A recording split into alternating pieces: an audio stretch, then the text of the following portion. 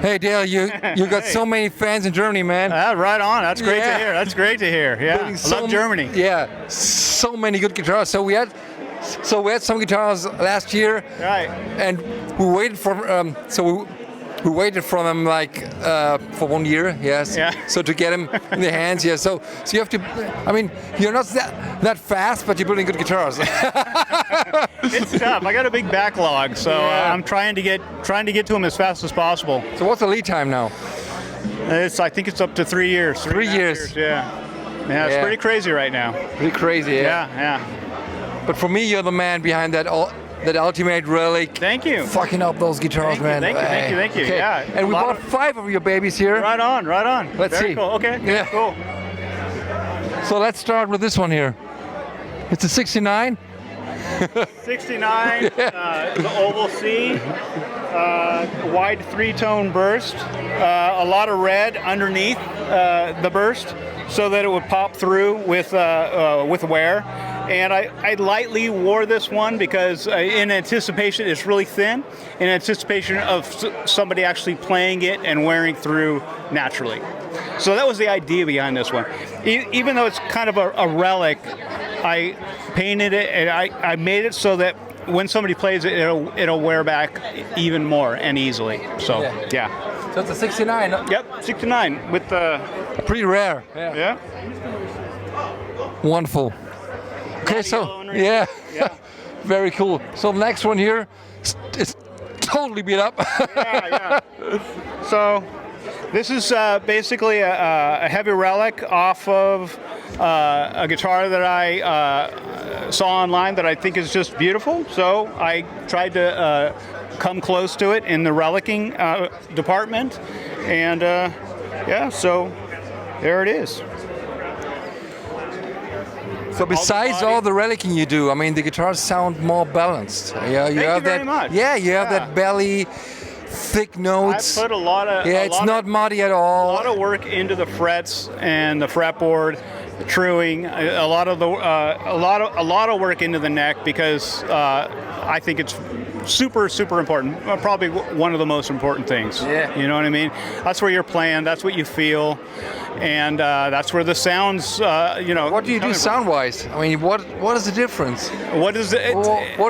What is the sound injection you put into the guitar? Dude, it's hard to say exactly what it is that I'm doing different. But I honestly think all the builders' guitars sound equally amazing, quite honestly. Yeah. You know what I mean?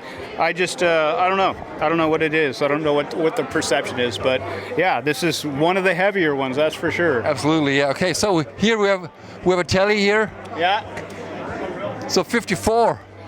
Yeah, so 54, super lightweight. I mean, I wish you could do a super weight flame neck here. Yeah, it's beautiful, stinking 3A flame neck, just with the cool fade. So gorgeous, yeah. Super rolled over, so that it's nice and comfy. Kind of a darker stain. I kind of like those old Teles that have like the verging on like a red type of a vibe, or kind of just a darker tint over time, but they vary, you know what I mean, to where it's the tint's not equal all over the place. It kind of, maybe this has seen more smoke and more light than this side, so I kind of try to make it so that it's varied all over the place, so. And here comes my favorite, the 61. Yeah. Fire mist. It looks like flame. Yeah. Fire mist, like burning. I was trying fire. A different technique on trying to get the arm wear as opposed to the regular thing to try to get all the colors to pop out, and it worked out. So look at the color grading here. It's so intense here. I kind of was trying to think of it like a kind of this is gonna sound kind of corny, but like a sunrise-ish or a sunset type of thing, where you have the blues, the greens, and the yellow, oranges, all the colors. I tried to get as much color as I possibly could out of the thing, But what I think you use another, you do another wood selection here with a lot of grain in it. Yeah. I always try to get a straight grain, tight grain, so that when I do the relicing, you'll see the grain come through. Kind of more like almost like a quarter sawn thing, as opposed to like a flat sawn guitar. So, and this is just something like that, kind of like this too. You know, they're all it's going straight through. I dig on that personally. You know, a lot of the great guitars that that artists have, like say Springsteen or something like that, they're straight. You see a straight grain. Somehow I think that there's something to that. You know what I mean?